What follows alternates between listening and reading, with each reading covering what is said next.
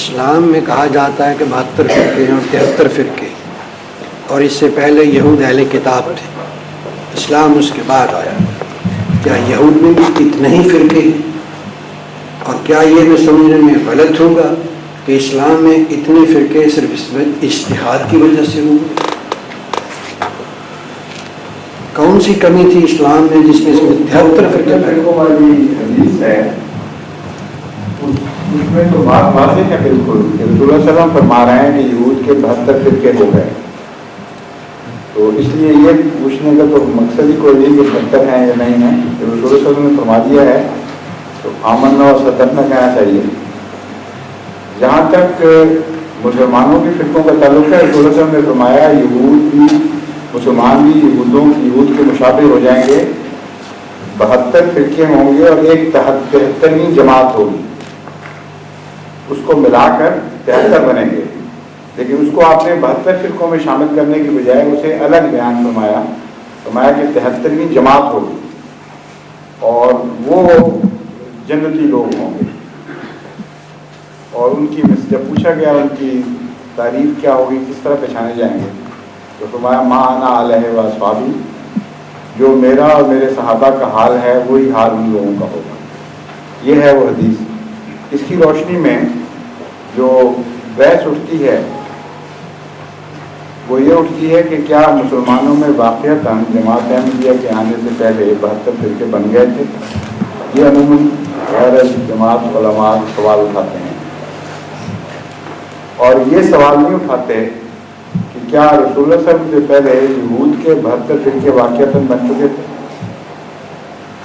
اگر 72 کی بحث کو اٹھایا جائے تو پھر اس وقت یہ دونوں بحثیں اٹھیں گی۔ 72 سے مراد کیا ہے؟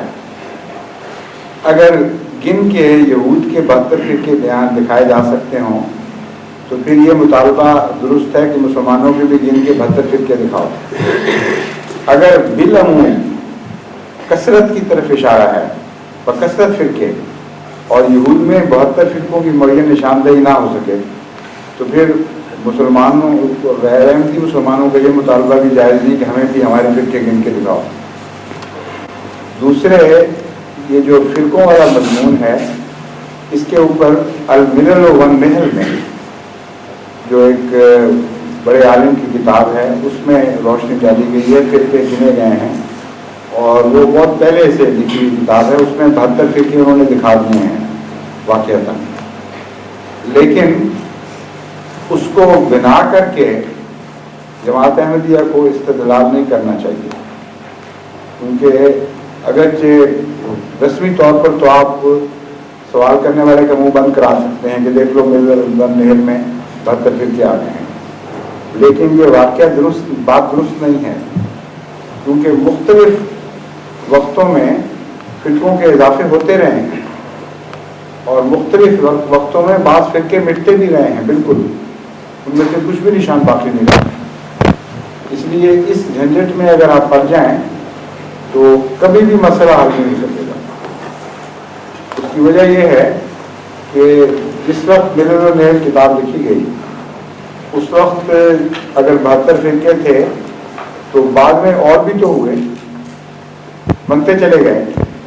اہل قرآن کا فرقہ اس وقت نہیں تھا جو بعد میں وجود میں آیا، مثلا اور بھی متفرق فرقے ہیں جو بعد میں پیدا ہوتے رہے۔ میں یہ نہیں کہہ سکتا کہ ملل والنحل کتاب وہابی فرقہ سے پہلے لکھی گئی تھی، بعد میں غالباً پہلے تھی، تو پھر وہ فرقہ وہابیہ بھی اس کے بعد بنا۔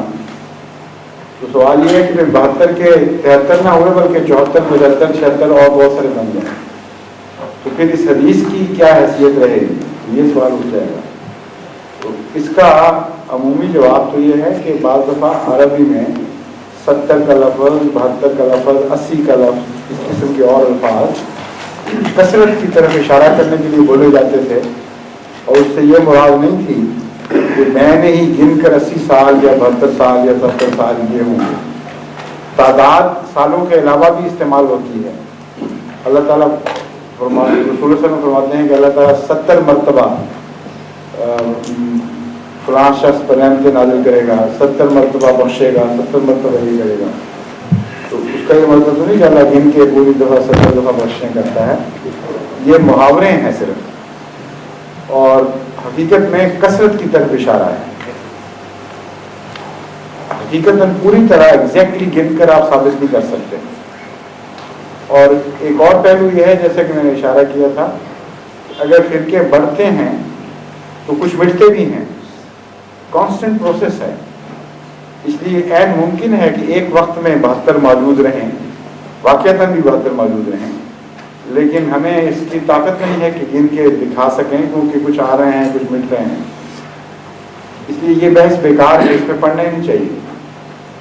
دیکھنے والی بات یہ ہے کہ فرقوں کی کثرت ہوئی ہے کہ نہیں، اور اسی طرح ہوئی ہے کہ نہیں جس طرح یہود کے فرقوں کی کثرت ہو گئی۔ اگر یہ کثرت کسی کے لیے کافی نہیں ہے کہ وہ حدیث کے پورا ہونے کا وقت آ گیا ہے اور 72 پر زور دیتا ہے، تو پھر وہ جماعت کبھی آ ہی نہیں سکتی دنیا میں، کیونکہ 72 سے آگے نکل چکی ہے بات، 80 سے بھی اوپر نکل گیا ہوں گے اب تو۔ پھر تو جب یہ حالت یہاں تک پہنچ گئی تو جو گننے والا ہے اس سے آپ کو پوچھنا چاہیے کہ پھر تمہاری جماعت آئی کیوں نہیں؟ اگر 72 کے بعد یہ آنی تھی اور ہمارے اوپر ذمہ داری ڈالتے ہو کہ 72 گن کے دکھائیں، تو تم گن کے دیکھ لو بشر، بات تو 72 سے کہیں اوپر نکل گئی ہے اور وہ جماعت کیوں نہیں آئی؟ اور اگر 80 پہ نہیں آئی تو آگے کب آئے گی؟ پھر جب بھی کوئی آئے گا شخص جماعت بنانے والا، تم اس سے یہی سوال کرو گے پھر کہ 72 گن کے دکھاؤ، تو تم تو اس کبھی بھی ہدایت نہیں پا سکتے۔ اس لیے لفظ 72 اہم نہیں ہے، اہم حصہ اس کا وہ ہے کہ معنی علیہ واقعی۔ جب اختلاف ہوگا، ایک سے زیادہ فرقے ہوں گے، تو جس فرقے کے حالات رسول اکرم صلی اللہ علیہ وآلہ وسلم اور آپ کے صحابہ سے ملتے ہوں گے، وہ فرقہ سچا ہے۔ جو مرکزی نقطہ ہے اس کا یہ ہے دراصل، اور وہ حالات کے متعلق جو وہ حالات کیا ہیں اس کے متعلق میں پہلے آپ کو بتا چکا ہوں۔ صاف پہچانے جاتے ہیں کسی انسان کے لیے کوئی مشکل نہیں رہے گی۔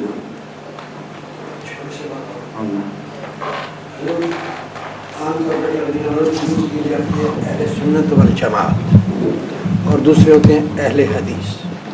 کیا یہ جماعت کا لفظ اہل سنت والے لوگوں نے جماعت بنانے کے لیے تو نہیں استعمال کیا؟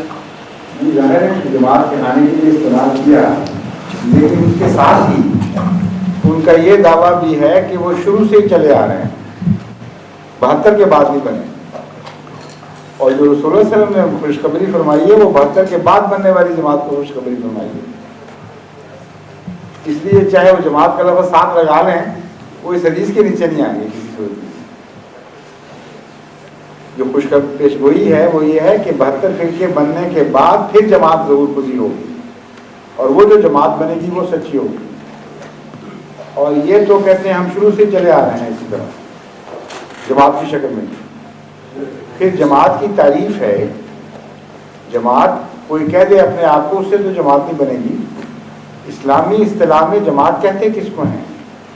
جماعت کا لفظ نکلا ہے جمعیت سے، اور جمعیت کے لیے ایک نیوکلیس ہونا ضروری ہے، ایک مرکز، ایک امام۔ وہ کسی کو نصیب ہی نہ ہو تو جماعت کیسے بن جائے گی؟ جماعت کے لیے امامت یا خلافت ضروری ہے، اس کے بغیر کبھی جماعت نہیں بن سکتی، پھر کیا ہی رہے گا۔